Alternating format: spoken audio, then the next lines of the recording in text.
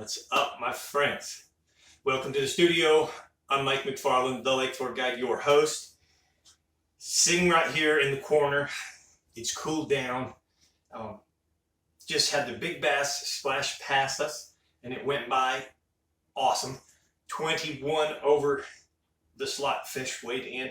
Lots of unders. I think the smallest was a 175 that did cash a check, which is really healthy. The lake, it just showed health in our lake here at Lake Fork. So again, welcome to what we call the public rundown. This is a free Lake Fork rundown where I provide some basic information about bass fishing and some crappie fishing right here on the world famous Lake Fork. Lake levels, lake temperatures, let's talk about that. So from a little bit of rain and things that happened did bring us up the tiniest little bit. It stabilized things is where it did. We were falling about a half an inch to an inch a day. We came back up 401, 401-ish, 403 on Monday. And then little by little, we've really trickled down, but only about a half an inch. And for the last 2 days, it's been stable. There's really been no change. 0 to 1 clarity, cooling. We're in the upper 70s, low 80s now. And here's the thing. There's 3 different ways, 3 different patterns to catch the bass right now. Really, there's offshore pattern, 2 offshore patterns, and a backwater pattern. Definitely shallower than you would expect, especially the backwater pattern. Typical frogs and swim jigs and things like that.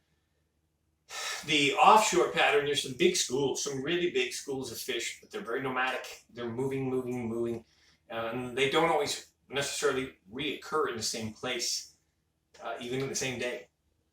So that's been very hard to chase. And then you got some brush pile fish and things like that, which are your typical points, main lake points, secondary points, and things can produce some good fishing this time of year. The key is follow the bait, watch where the bait moves to, watch where the birds are, and then be at least around birds and bait. Okay.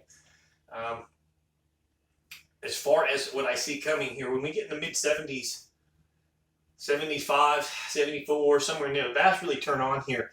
And we get a great shallow backwater bite. Again, it can be the frogs and swim jigs and spinnerbaits and underspins, and it just depends on how much junk you want to fish. We have good junk this year. We got a lot of growth. I've seen a lot of lily pads, coontail, a little bit of hydrilla, a lot of water hyacinth. I'm surprised they haven't sprayed that, but it's a lot of it. And just some really good thick areas that are really healthy for the fish for the fall. Remember, it's all about the bait. One of the baits I love in the fall is a spinnerbait. The Got 5 spinnerbait's perfect if you're really into tournaments. It's perfect search bait.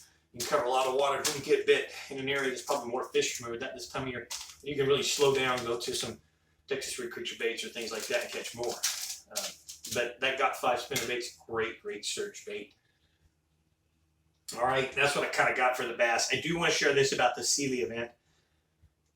I can go to my notes here. I think the name was Tim Law. Yes, Tim Law with a 985 was the biggest fish overall. Again, it was 21 over the slots. There were no double-digit fish caught. That's not unusual for late summer fishing. But it's unusual for Lake Fork. It's been that way for a few years. At least this year, we really broke a better number of unders. I think last year, they only had like 12 or 13. Over the slot. 12 to 13 over the slot last year. Don't hold me to that. But 21 this year. Everything ran really well. Great event. Big shout out to Tim Law. And very sad to not have Bob Sealy there. Other than that, that's kind of the way the weekend went. Let's tell you about some crappie fishing, though, on Lake Fork. If you're a crappie fisherman, and before I tell you this, dude, don't hang out yet. I don't jump off, and you may not be a crappie, but listen. I have a members-only channel if you want more information about Lake Fork, more detailed information about Lake Fork, and or bass information on other lakes.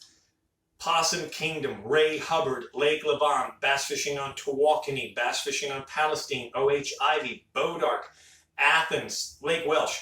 I give those reports in my private members-only channel.